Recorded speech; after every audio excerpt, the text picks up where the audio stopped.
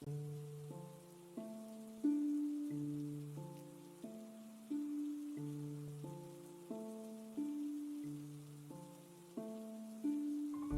13일에) 일요일. 화창한 오후였지만 안타깝게도 나에게 날씨를 만끽할 여유는 없었다.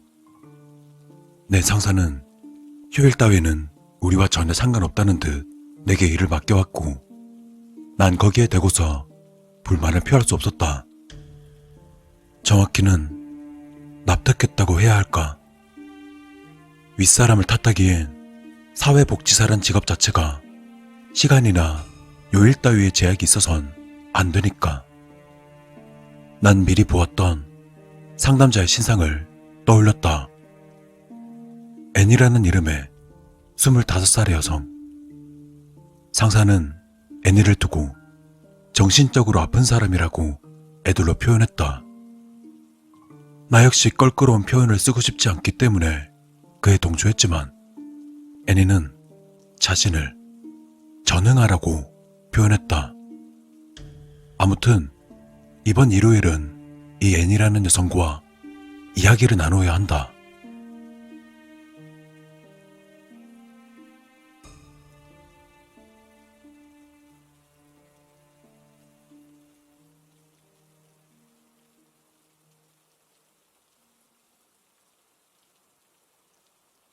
안녕하세요, 애니.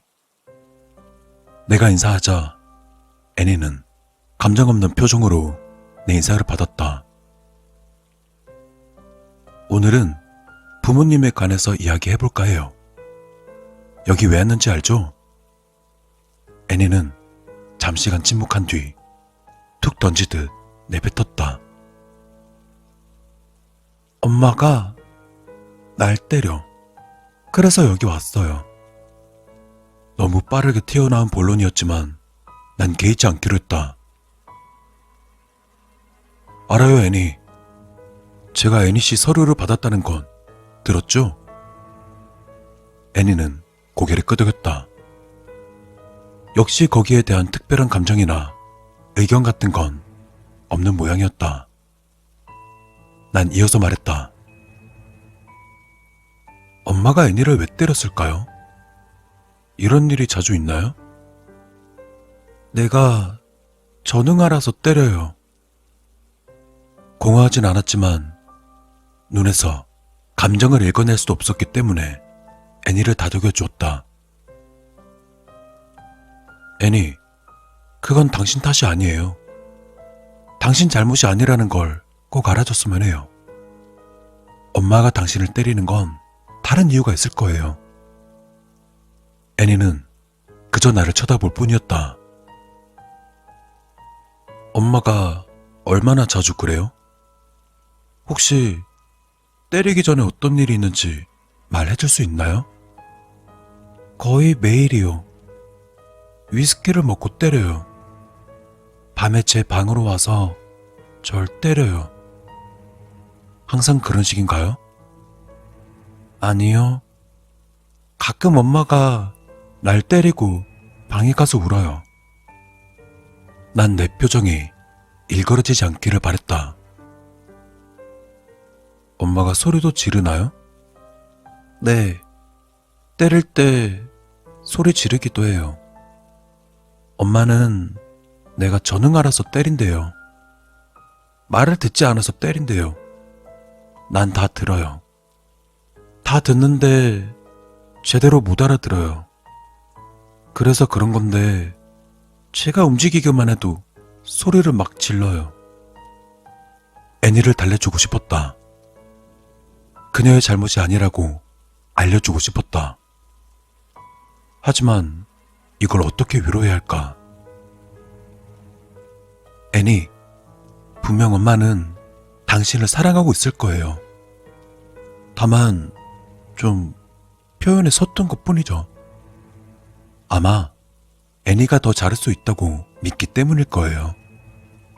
그래도 엄마가 때리는 건 아프고 괴롭겠죠? 그건 제가 어떻게든 도와드릴게요. 같이 방법을 찾을 수 있어요. 네. 하지만 엄마는 절 계속 때릴 거예요. 전 전응하니까. 크게 도움이 된 것 같진 않았지만 엄마 이야기를 더 할 수 없을 것 같았기 때문에 여기서 마무리하기로 했다. 그 외에 엄마에 대해서 하고 싶은 말이 더 있을까요? 애니는 고개를 저었다. 그럼 아빠 이야기를 좀 해보죠. 아빠도 애니를 때리나요? 아빠는 나를 절대 안 때려요. 아빠는 나를 너무 사랑해요. 애니의 대답은 그나마 내 마음을 편하게 만들어주었다.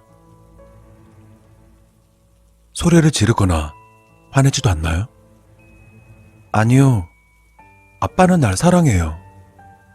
엄마도 아빠가 있으면 절 안 때려요. 아빠가 집에 오면 엄마는 방에서 안 나오던가 밖으로 나가요. 부부 사이가 그리 원만하지 않다는 건 이미 짐작하고 있었지만 내 생각 이상으로 심한 모양이다. 그나마 아버지가 보호해주는 것 같아 다행이었다. 어쩌면 이 부부의 이혼이 애니에게 더 도움이 될지도 모를 일이었다. 계속해보세요, 애니. 애니는 아빠를 어떻게 생각해요? 아빠가 좋아요. 매일 쓰다듬어주고 사랑해주고 약을 먹여줘요. 애니, 혹시 엄마 없이 아빠와 둘이 산다면 애니는 행복할까요? 엄마가 없으면 좀 슬프지만 괜찮아요. 아직 단언할 수는 없는 것 같았다. 네, 고마워요, 애니. 이야기 잘 들었어요. 오늘은 이 정도로 하고 다음 주에 한 번 더 뵐게요. 애니는 별다른 인사도 없이 자리에서 일어났다.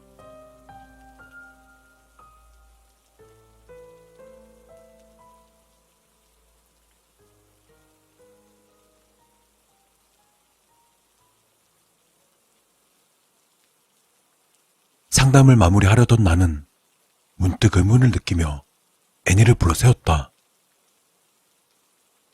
잠깐만요, 애니. 약이요? 아까 약이라고 하셨나요? 애니 서류에 처방전은 없었다. 비타민이나 영양제일지도 모르지만 어쩐지 신경이 쓰였기에 멀뚱히 서서 대답하지 않는 애니에게 다시 물었다. 혹시 무슨 약인지 아나요? 아빠가 무슨 약인지 말하지 말랬어요. 애니, 무슨 약인지 말해줄래요? 이건 우리가 꼭 알아야 돼요. 아빠한테는 비밀로 할 테니까 저한테만 살짝 말해주세요. 그 약이 무슨 약인가요? 애니는 나를 지그시 바라보았다. 역시나 공허하진 않지만 감정을 읽을 수 없는 묘한 눈이었다. 말해도 될지를 가늠해보는 것일까? 아빠는 날 너무 사랑해요. 그래서 내가 집을 나가면 너무 슬플 거랬어요. 그래서 약을 주는 거랬어요. 처음으로 애니가 주저하는 듯한 불안한 눈빛을 보였다. 약을 먹으면 내가 전응하게 되니까 꼭 약을 먹어야 된대요. 전응하면 집도 안 나갈 거고, 그러면 아빠가 영원히 절 사랑할 수 있대요. 나만의 귀염둥이로 언제든 예뻐해 줄 수 있다고 말했어요. 폭삭 늙은 호박 같은 엄마 대신이요.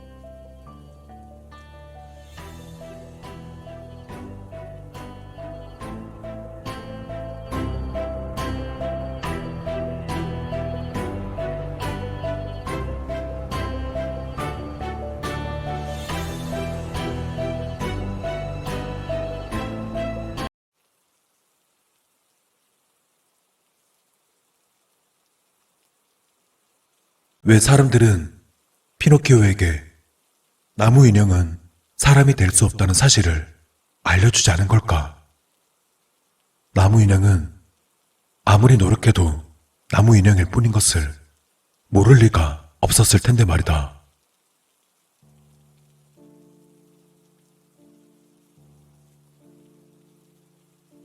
너 누구야? 뭐 때문에 이런 짓을 하는 거야? 내 앞에 이 남자는 많이 당황스러울 것이다.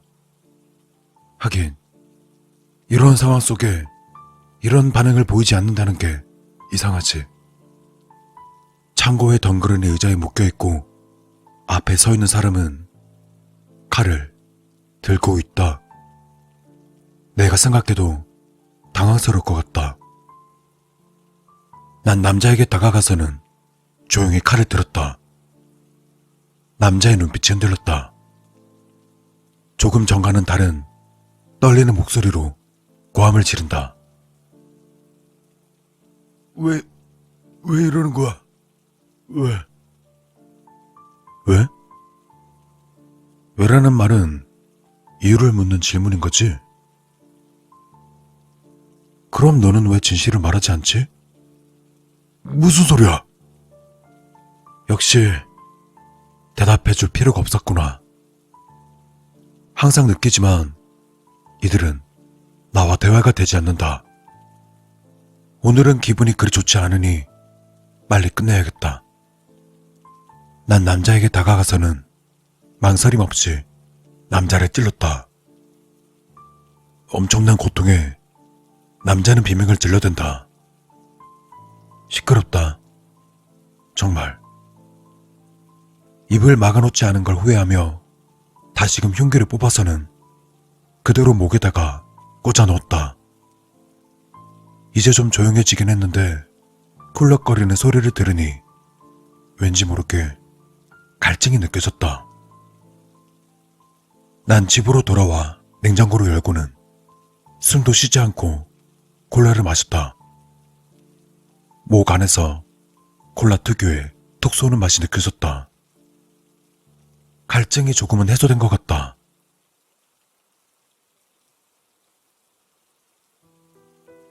난 살인자는 아니다. 살인자보다는 살인마가 맞는 표현일 것이다. 그렇다고 해서 아무나 막 죽이는 건 아니다. 굳이 우선순위를 꼽자면 의사나 사기꾼 혹은 정치인 정도? 진실과는 거리가 먼 사람들을 선호한다. 그들은 말로써 사람들을 현혹시키며 농락한다. 선의의 거짓말이라 할지라도 거짓말은 거짓말이지 않은가. 그들의 말에 속아서 농락당한 사람들도 배신감을 느낄 것이다. 다른 사람 소나기에서 놀아났다는 걸. 그걸 알았을 때의 기분은 말로 표현하기 힘들 만큼 더러웠다.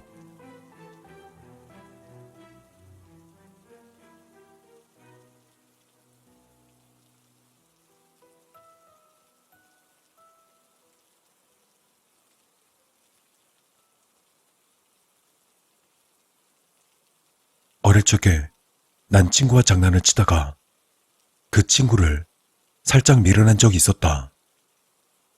헌데 그대로 넘어진 친구는 참 재수없게 그 자리에서 죽어버렸다. 그때 나는 무서워했다기보다는 멍하니 그 모습을 바라봤다. 친구의 머리에서 흘러내리는 붉은 피가 땅으로 흘러 퍼질 때 그 모습이 어찌나 아름답던지. 그날이 있고부터 머릿속에서 그 장면이 떠나질 않았다. 난 다시금 그 모습이 보고 싶었다. 누군가를 죽여서라도 말이다. 그리고 점차 내 자신이 두려워졌다. 그 모습을 보기 위해서 언제 어디서든 나쁜 짓을 할까봐. 그럼 이건 정상적이지 못한 거지. 난 이것을 병이라 생각했다. 난 병원에 의존하기도 하고 종교에 의존하기도 했다. 또 그들은 하나같이 정상적인 사람이 될 수 있다며 날 조심스레 타일렀고 나 또한 믿어 의심치 않았으니 그런 말도 있지 않은가. 반성하고 회개하라. 매일같이 반성하고 회개했다. 매일같이 빌고 또 빌었다. 정상적인 사람이 되길 간절히 원했다. 하지만 결국 난 또다시 누군가를 죽였다. 도저히 내 안의 욕망을 이제는 잠재울 수가 없다. 누군가를 살해하고 자책하고 또 살해하고 자책하고 또 매일같이 피를 갈구했다. 그러다 수도 없이 많은 나쁜 짓을 저지르다 깨달을 수 있었다. 나는 정상적인 사람이 될 수가 없다. 그들도 그 사실을 알고 있었던 게 아닐까.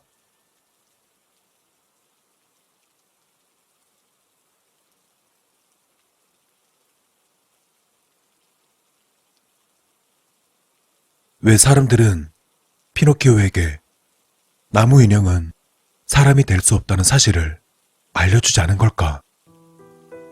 나무 인형은 아무리 노력해도 나무 인형일 뿐인 것을 모를 리가 없었을 텐데 말이다.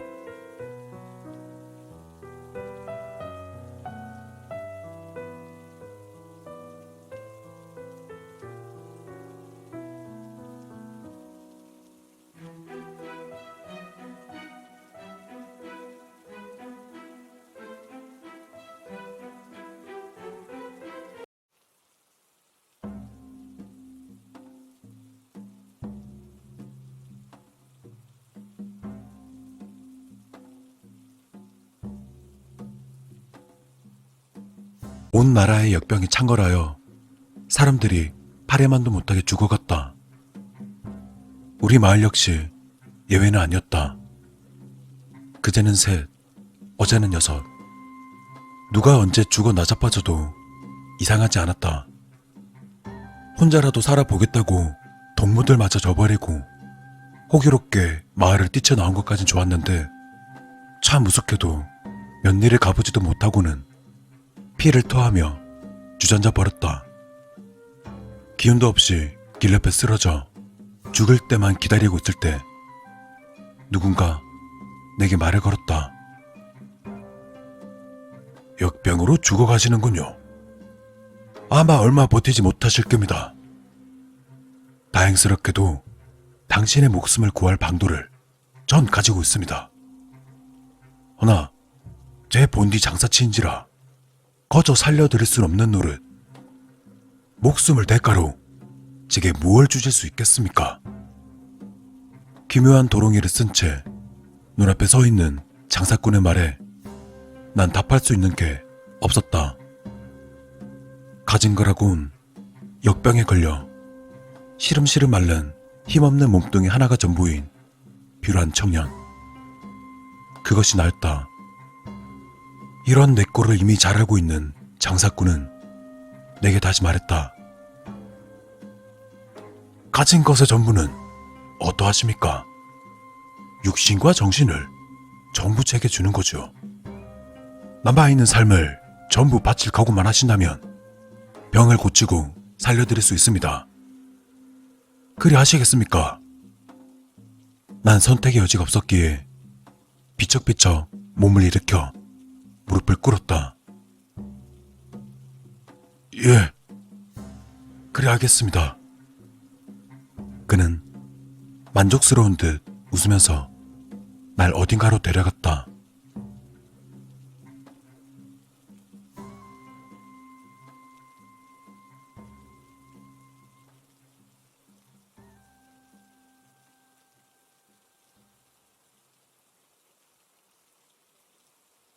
피를 토하며 비틀대다가 쓰러지기를 수차례.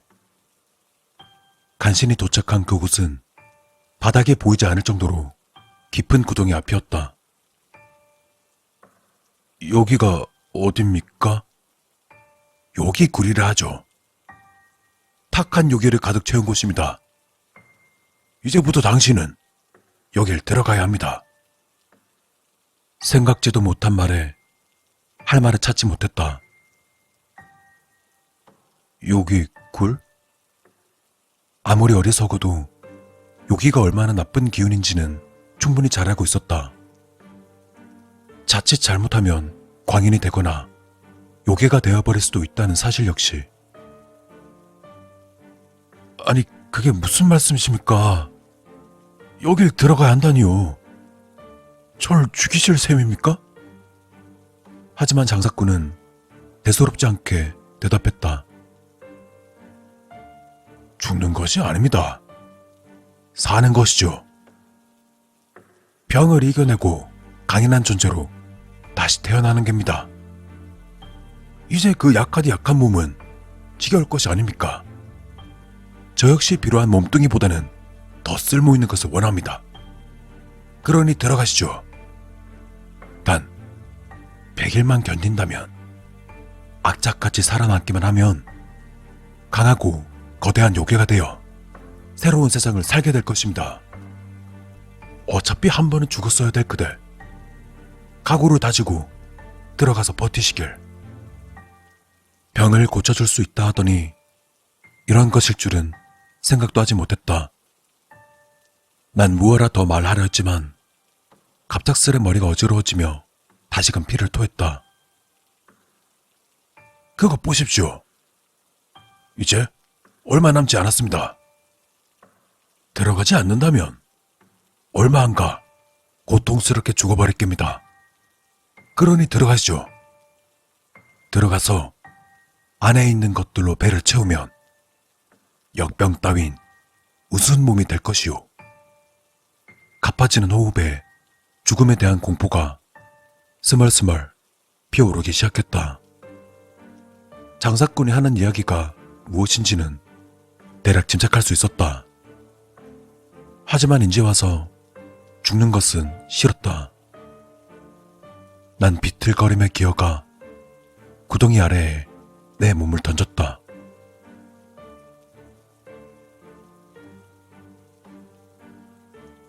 굴은 끝으로 갈수록 경사가 완만해져 지독하게 굴렀을 뿐 크게 상하는 곳 없이 들어설 수 있었다.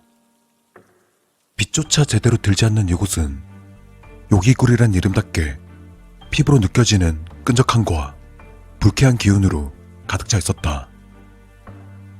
여기 안에 있는 것들만 먹으면서 100일을 버텨야 한다. 이후에 어떻게 될지는 대략 예상이 되긴 했으나 생각하지 않기로 했다. 지금은 살아남는 것, 그것 하나만이 중요하니까.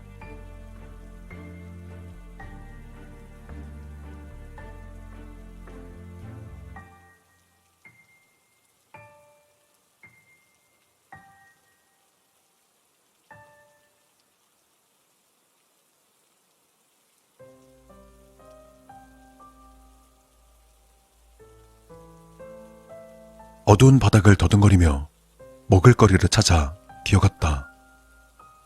아무래도 구덩이 아래는 제법 넓은 듯했다. 그러나 다음 순간 이상한 소리가 들려오기 시작했다.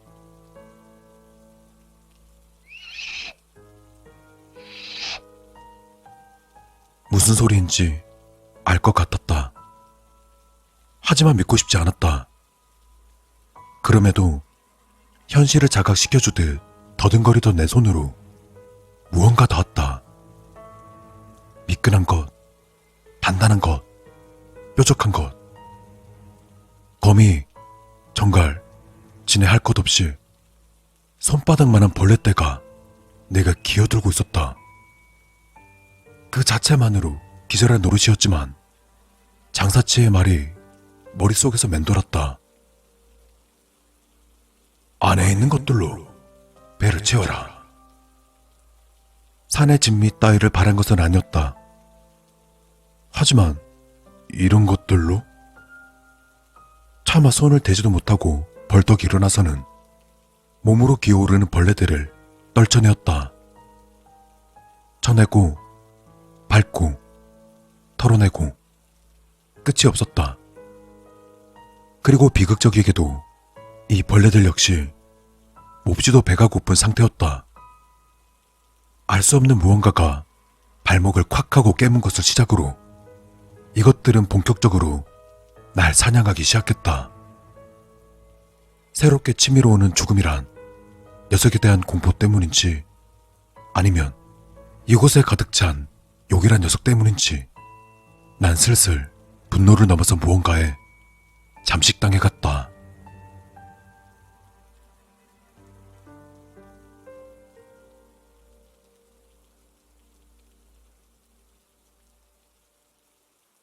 미친 듯이 소리를 질러대며 발을 굴러 벌레들을 밟아 죽였다.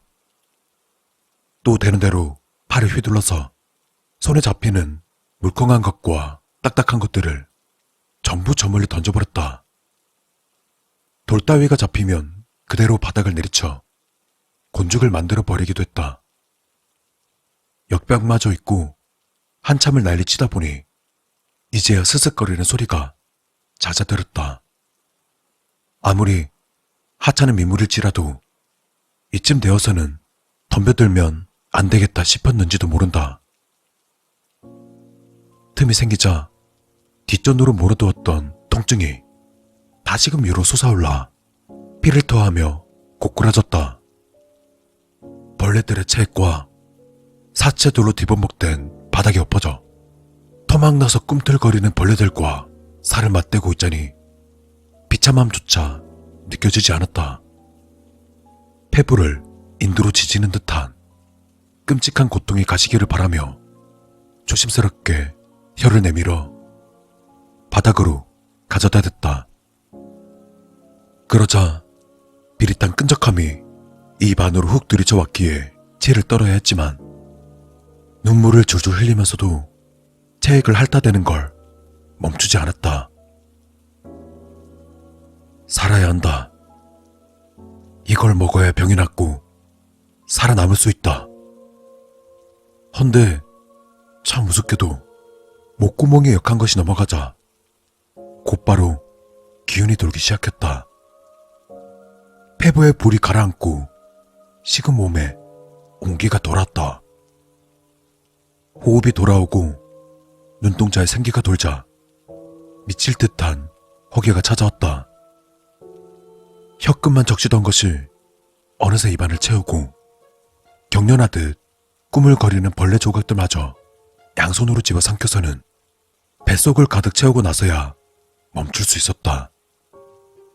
이젠 온기가 도는 것을 넘어 뜨거운 물에 들어온 것 마냥 온몸의 열기가 넘실대기 시작했다. 하지만 이것이 마냥 좋은 것만은 아니란 걸 잘 알고 있다. 하지만 상관없다. 살아나고 있다는 느낌이 확실해진 이상 고민할 필요는 없었다. 그때부터 사냥은 나의 몫이었다. 털이 잔뜩 나있는 무언가를 입에 넣고 씹어 삼켰다. 이 구덩이 요괴골이 무엇인지 확신할 수 있었다. 난 지금 그 장사치에 의해서 길러지고 있는 것이다. 요괴로 가득한 이곳에서 독충을 죽이고 또 그 살점들을 씹어 먹음으로써 요괴로 만들어지고 있었다. 그를 증명이라도 하듯 시간이 지날수록 말이다. 그리고 벌레들을 씹어 삼킬수록 몸은 더 강해졌지만 그만큼 묘하게 뒤틀리고 어긋나갔다. 피부도 단단해지고 손발도 길어진다. 한 치 앞도 보이지 않던 이 구덩이 안에도 어렴풋이 보이기 시작했다. 하루가 다르게 몸이 변하고 있다. 난 요괴가 되고 있다. 죽는 것보다는 나을 터였지만 이렇게 100일이 지나 완전한 요괴가 되면 내 기억은 온전할까? 사람이던 때의 그것과 마음이 그대로일까? 어쩌면 광인처럼 모든 걸 잊고 그저 피를 갈구하는 괴물이 될지도 모른다. 인간을 포기할지언정 인간성마저 버리고 싶진 않았다. 넌 사람이다. 인간이다. 난 본래 사람이야. 세뇌하듯 중얼거렸지만 이것만으론 부족했다. 난 옆에 떨어져 있던 큼지막한 돌을 집어들고 머릿속에 박아넣던 외치며 이 말을 후려쳤다. 난 사람이야. 난 요괴가 아니야. 난 본래 사람이야. 이마에서 뜨거운 것이 흘러나와도 멈추지 않았다. 벌레를 먹고 피로하게 살아도 머리가 생각을 멈춰도 기억을 하나 둘씩 열어도 내가 인간이었다는 그 사실, 그것 하나만은 잊지 않으려 이마를 돌로 찌으면서 쉬지 않고 되뇌었다. 난 사람. 본래 나는 사람이다. 요괴가 아니다.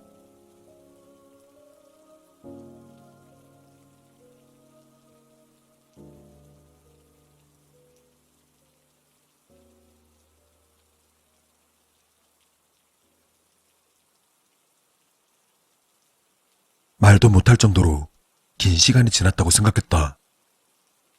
때가 되면 어디선가 쉼없이 기어나오는 그 벌레들을 집어삼키고 시간이 나면 돌 따위로 이마 속에 내 정체성을 때려 넣으며 버틴 시간이었다.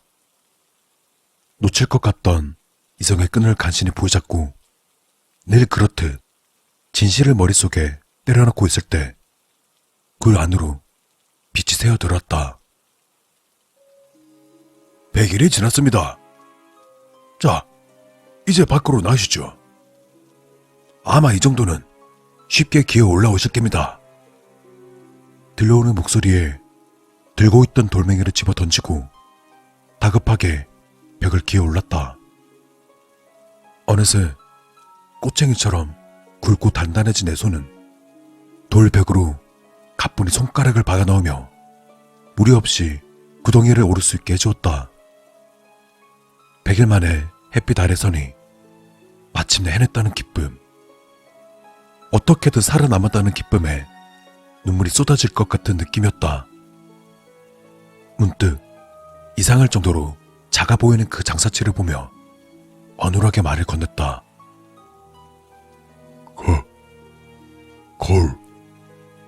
거를.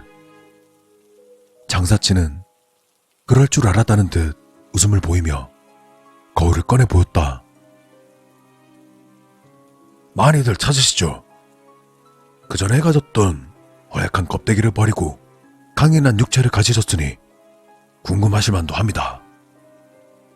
작은 거울이었지만 얼굴을 비춰보기에는 무리가 없었다. 진한 회색에 거친 피부, 얼굴에 반을 덮는 눈, 길어진 주둥이와 촘촘히 박힌 가시 이빨. 예전의 내 모습은 남아있지 않았다. 다만 쉬지 않고 돌을 찧어대던 덕에 이마에는 커다란 흉터가 남아있었다. 이 흉터가 내 인간성의 증명이자 내가 인간이었음을 기억하게 해주는 유일한 것이었다.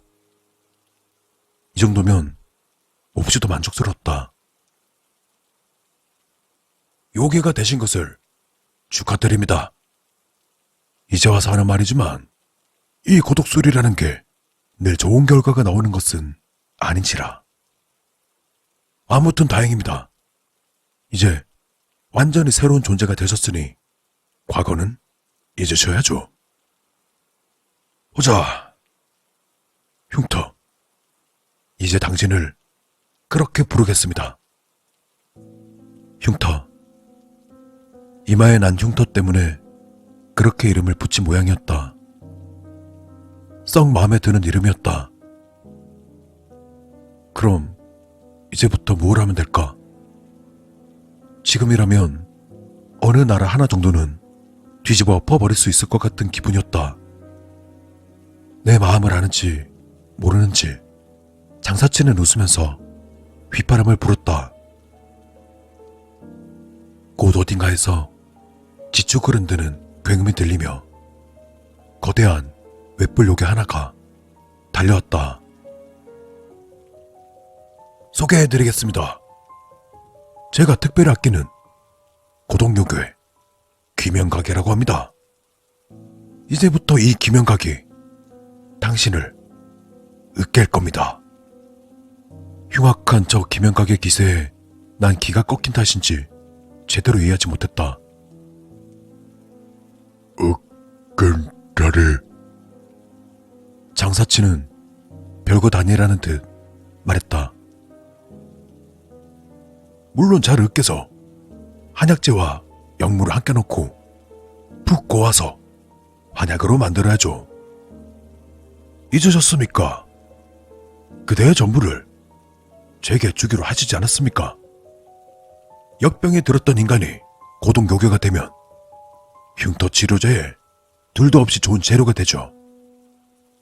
어찌나 약효가 좋은지 50년 전에 다친 상처도 아물고 잘려나간 팔다리도 도로 자라납니다. 약재라니? 고작 그따위 재료로 쓰이기 위해서 그 길고 긴 고통의 시간을 견딘 것인가? 차오르는 분노에 괴성을 지르며 장사치에게 달려들었지만 귀면각이란 놈이 가만히 있지 않았다.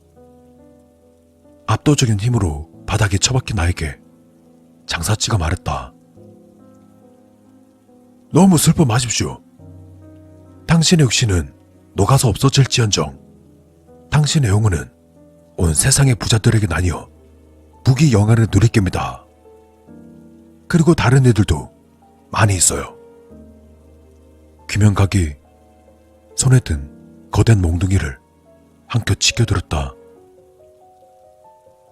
이 흉터는 잘 다져서 첫 번째 솥에 놓으세요. 두 번째 솥은 노아입니다. 귀면각에 그르릉 소리와 함께 몽둥이가 거센 소리를 내며 내려쳐졌다.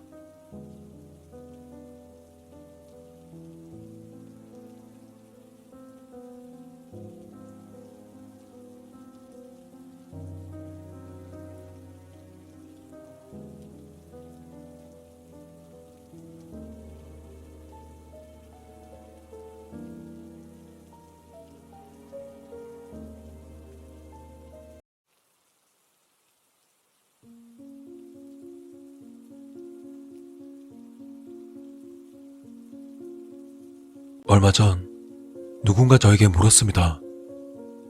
성선설과 성악설 중 어떤 걸 믿느냐고 말이죠. 간단히 대답할 수 없는 문제였기 때문에 한동안 고민에 빠졌습니다. 과연 인간은 어떤 존재일까? 선을 배우는 악한 존재? 악을 알아가는 선한 존재? 꽤나 오랫동안 고민했지만 쉽게 결론 지을 수 없었습니다. 그러다가 어떤 사람의 일생을 떠올리곤 답을 내릴 수 있었습니다. 대답하기 전에 그 사람의 일생에 대해서 말씀드려야 할 것 같습니다. 약간 지루하고 기분 나쁜 이야기가 될 수 있겠지만 한번 들어주시기 바랍니다. 이건 제가 잘 아는 어떤 소년의 슬픈 인생에 대한 이야기입니다.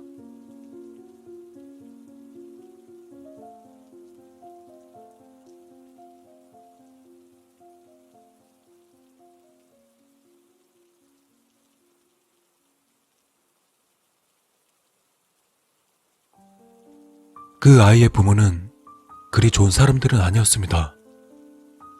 친엄마는 걸음마를 떼기도 전에 집을 나갔고 아빠는 매일 술에 절어있는 건달이었습니다. 언제나 아이는 더러운 방 안에 홀로 방치되어 추위와 배고픔을 견뎌야 했습니다. 그런 최악의 환경에서 아이가 살아남을 수 있었던 건 기적인지도 모릅니다.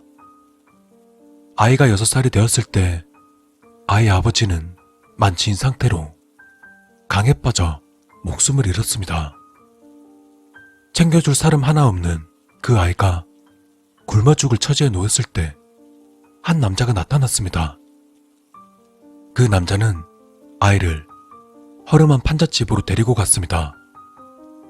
그 좁디 좁은 방에는 자신과 비슷한 그런 처지의 아이들이 잔뜩 있었습니다. 그 남자는 고아들을 데려다 일명 앵벌이를 시키는 나쁜 사람이었습니다.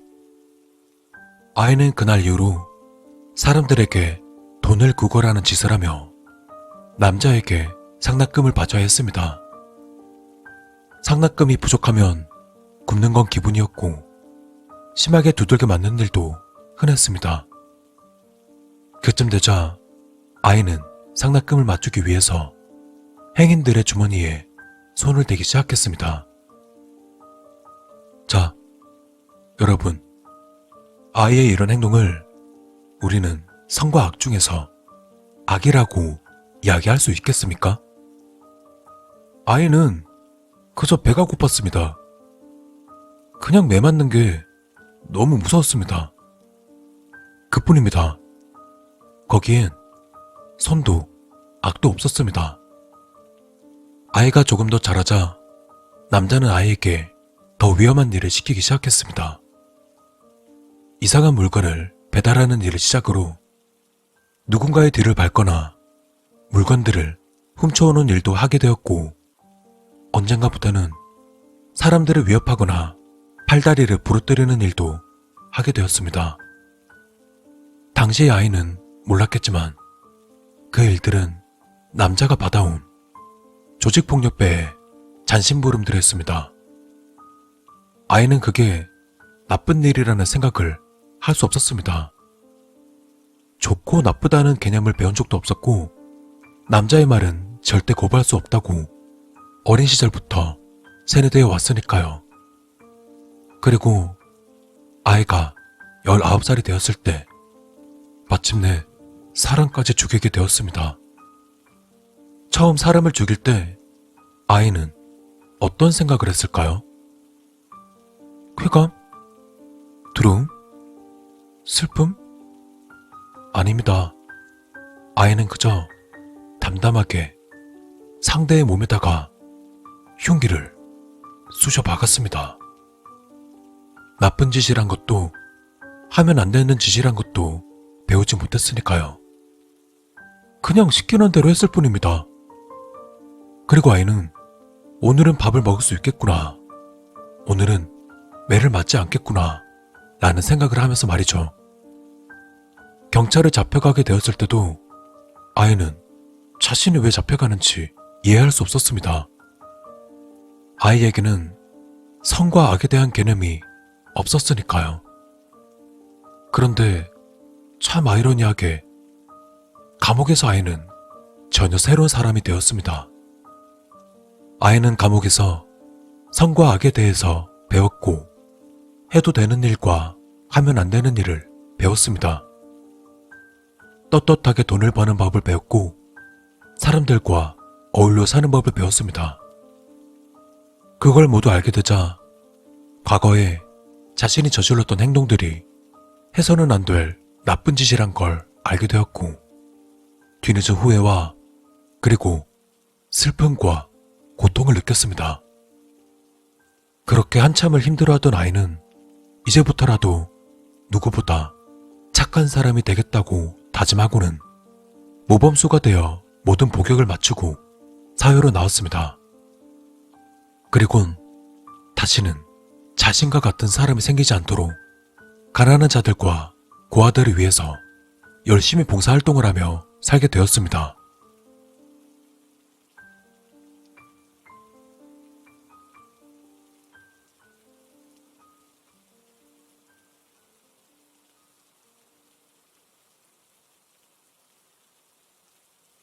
얘기가 좀 길었죠? 이제 이야기를 마무리해보도록 하겠습니다. 그 아이는 살인까지 저질렀지만 결국 어려운 사람들에게 봉사하는 선한 삶을 살고 있습니다. 악한 인생을 산 듯하지만 그 시작과 끝은 선이라고 할 수 있겠습니다. 하지만 반대의 경우도 있습니다. 지금은 훌륭한 교육자니 자상한 고아원 원장이니 하는 평가를 듣고 있지만 과거에는 아이들에게 앵벌이를 시키고 두들겨 패는 흉악한 삶을 산 사람도 있으니까요. 그럼 이야기를 정리해 보겠습니다. 저에게 성선설과 성악설 중 무엇을 믿냐고 물으신다면 제 대답은 어느 쪽도 믿지 않는다 입니다. 선한 놈은 뭘 하든 결국 선하고 악한 놈은 뭘 하든 결국 악하단 이야기죠. 환경에 따라 잠깐은 달라지겠지만 그 본질은 바꿀 수 없다는 겁니다. 이게 무슨 말인가 하면 제가 계속 이렇게 선량한 고아원 원장으로 남기 위해서는 그 아이를 죽여버리는 악행을 저질러야 한다는 뜻입니다. 그 아이인 저에 대해서 너무 많은 걸 알고 있으니까 제가 그 아이에 대해서 잘 알고 있는 것처럼 말입니다.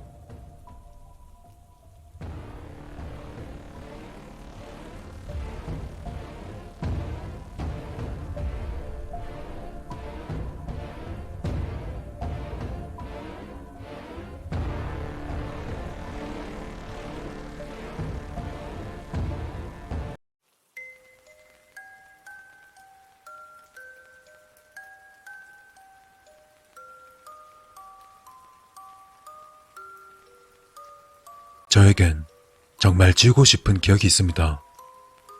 지금도 끊임없이 절 괴롭히는 그때의 이야기를 들려드릴까 합니다.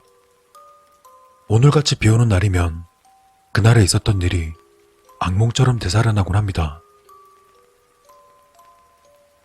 몇 년 전 휴가철을 맞아 오랜만에 서울에서 내려온 친구와 아무런 계획 없이 무작정 여행을 떠난 적이 있었습니다.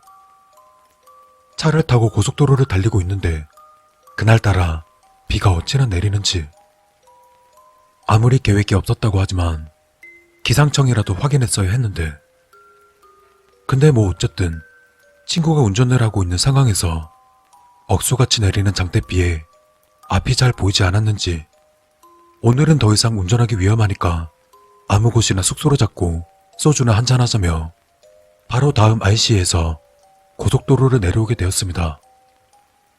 그렇게 도달한 곳은 아주 한적한 마을이었습니다. 이미 날은 어두워졌고 저와 친구는 비상등을 켠 채 술을 살만한 편의점과 오늘묵을 숙소로 찾아 헤맸습니다. 워낙에 인적이 드물고 유동량이 적은 곳이라 그런지 마을이 끝날 때까지도 마땅한 숙소가 없어 한참을 친구와 고민하던 찰나에 텅 빈 도로 한복판으로 허름한 모텔 한 차만이 덩그러니 있는 것을 보았습니다. 그땐 기쁜 마음에 그곳까지 한달음에 달려가서는 근처에 주차를 시켰죠. 그런데 가까이서 봤더니 매정하게도 간판불은 꺼져 있었습니다. 한숨이 나왔죠. 날은 점점 어두워지는데 그 반대로 제 눈앞의 고생길은 아주 환히 보이더라고요. 그때 친구는 지푸라기라도 잡고 싶은 심정이었는지 갑자기 차에서 내리더니 한 치 앞도 보이지 않는 빗속을 뚫고 모텔 입구 방향으로 내달리기 시작했고 곧 제 시야에서 사라졌습니다.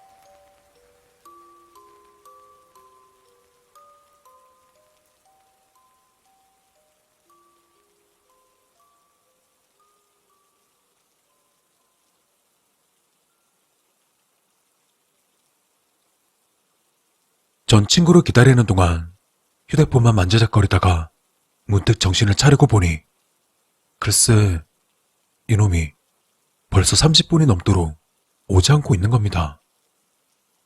전 친구에게 전화를 걸어봤지만 녀석이 급하게 뛰어나가느라 휴대폰을 차에 두고 간 것을 곧바로 깨닫고는 점점 불안함이 엄습해오기 시작했습니다. 비는 엄청나게 내리고 있었기 때문에 혹시 사고라도 나지 않았을까 하고요. 그래서 직접 가보기로 결심했고 주차한 곳에서 얼마 떨어지지 않은 입구까지 달려가는데도 완전히 쫄딱 젖어버렸습니다.